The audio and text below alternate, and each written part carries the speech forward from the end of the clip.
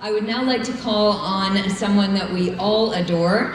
Adrienne Montani is going to give the official welcome and begin this first call event this evening. Adrienne Montani.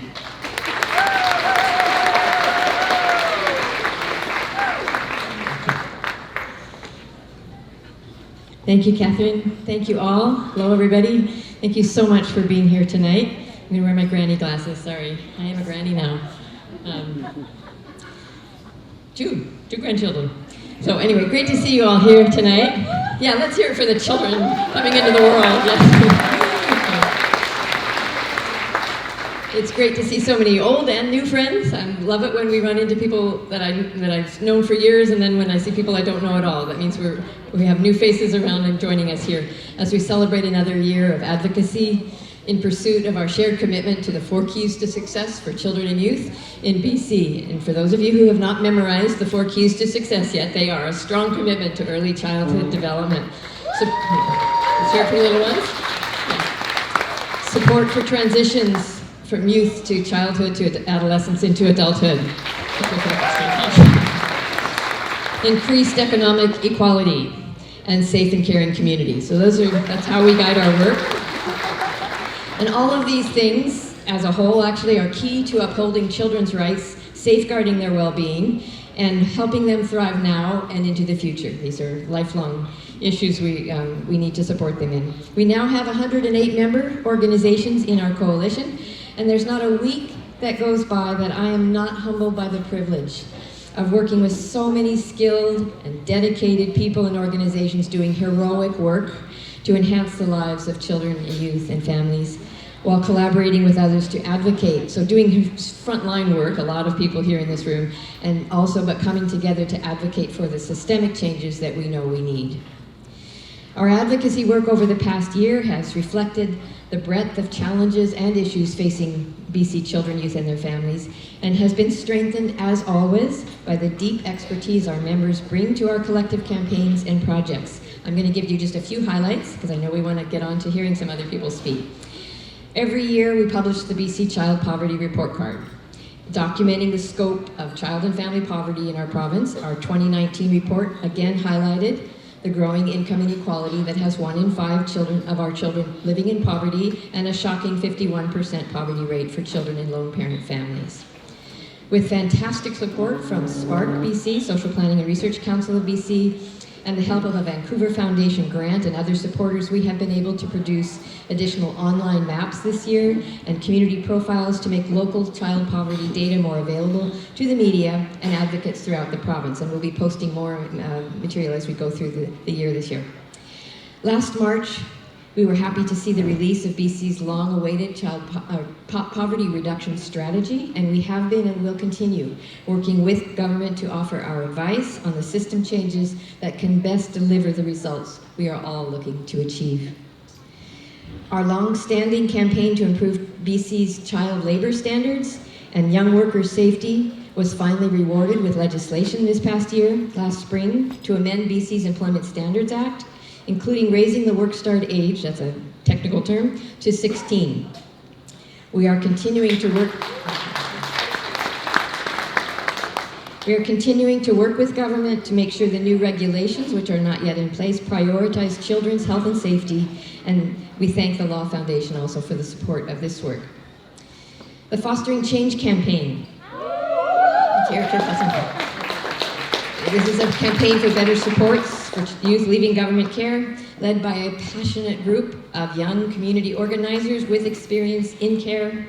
Successfully organized a 3rd Policy Solutions Day in Victoria last fall, which brought about 60 young people into 25 meetings with cabinet ministers and other decision makers, Premier Horgan, and other MLAs and government officials. This work was also supported by a Vancouver Foundation grant and other contributors. Government has responded with some important enhancements to existing transition programs for youth leaving care. However, this campaign will continue, as we have yet to achieve the comprehensive and universal transition supports that youth from care deserve, and too many youth are still struggling with inadequate supports and ending up in crisis as they start their adult lives.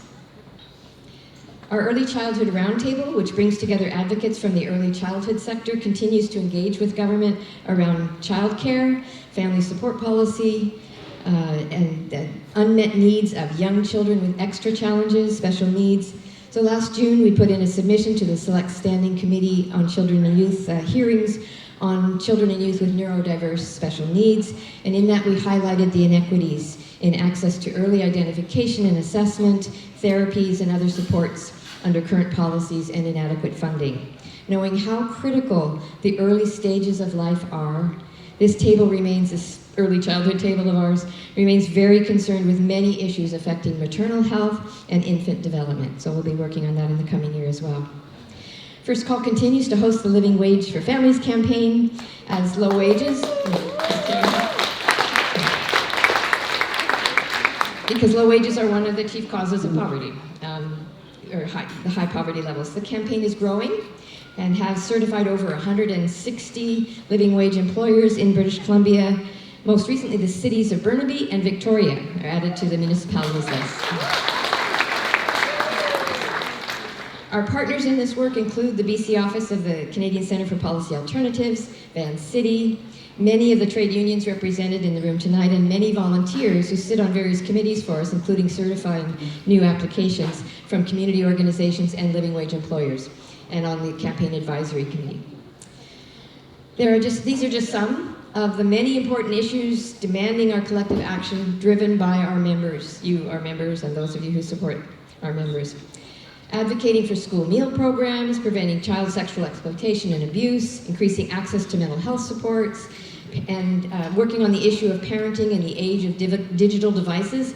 These are some of the other issues I'll just mentioning, throwing out there. The range of issues affecting the well-being of children and youth is wide and deep. I can't emphasize again enough how valuable our members' participation in sharing their knowledge of these issues, their analysis, and the recommendations for change. That's the foundation on which this coalition measures its success.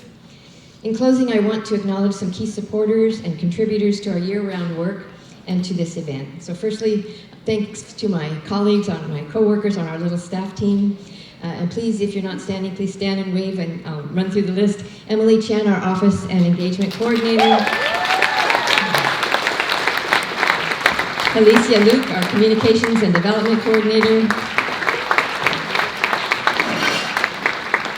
Susan Russell, our first Fostering Change Campaign Organizer. Layla Tricky, our Living Wage Research Project Coordinator.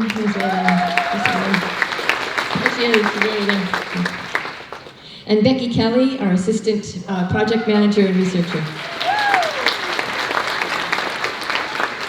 And I also want to thank two people who have moved on but contributed very much to our work over the past year. Dylan Cohen, who worked on the Fostering Change campaign. And Helena Seiferling, who was our Living Wage campaign organizer, and she's in the room tonight selling raffle tickets. I saw her. Our thanks to our steering committee members who are so generous with their time and their support. Not every one of them could be here with us tonight, but for those of you who are here, please stand when I call your name. And for the audience, please hold your applause till I get to the end of the list. They are Gita Chud, Jim Staten, Dylan Falconer, Allison Felker, Cheryl Mixon, Emily Golick, Heather Lynch, Jean Moore, Kathryn Moore, Sean Bays, Joseph Dunn, Christine Stewart, and Stephanie Howell. So please give them all a big hand.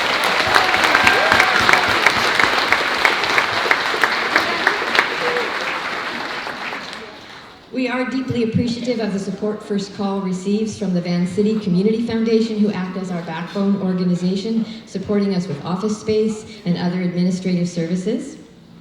Additionally, we are grateful for Van City's leadership and generous support of the Living Wage for Families campaign. We thank them for being the presenting sponsor this evening and for their recognition of the critical importance of eliminating poverty in support of the health of BC's children, youth, and families. Our thanks also to the Rumber Group for tonight's Four Keys to Success sponsor. And then we are also grateful for the support of tonight's other event sponsors, our Child and Youth Advocates, the Hospital Employees Union, and Coast Capital Savings. Our coalition allies, the BC Government Employees and Service Employees Union.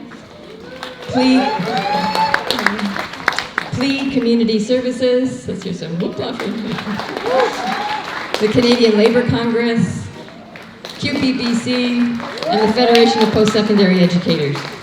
And our community partners, the Raffi Foundation for Child Honoring. Raffi's here tonight. Move Up, UFCW 1518, the Public Service Alliance of Canada, and the law firm Elevado, Quayle and Roy. Thank you, all of you, for your support. We know that First Call's advocacy work is thriving thanks to the generous financial and in-kind contributions of our coalition member organizations as well, and the many individual donors who continue to support our work. Our victories and our struggles are shared with all of you. And tonight I want to thank the incomparable Kathryn Gretsinger for her many years as our volunteer MC.